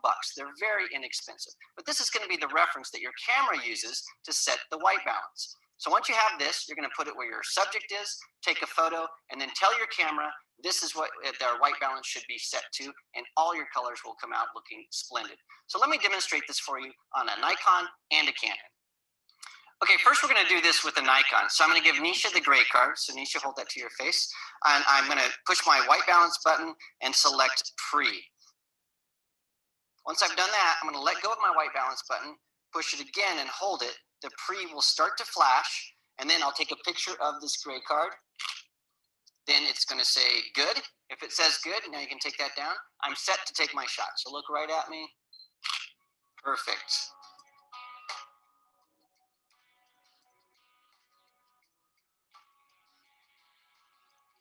Canon, it's a little bit different. First, I'll go ahead and hit my white balance button, select my custom white balance icon. Once I have that, I'll go ahead and take a shot of the gray card again. I've got that. Then I'll go into the menu, select custom white balance, and then it's going to ask me to choose a photo. And I'll choose the photo of the picture of the gray card that we just took. I'll select that. It says use this white tone. I say okay. Now my custom white balance is set, and I can start to shoot. Now doing this is going to eliminate all that orange in your shots, and things are going to look terrific.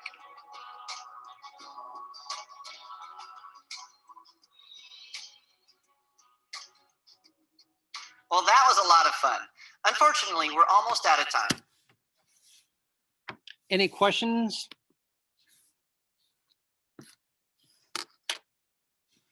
No? All right. I will see everybody next week.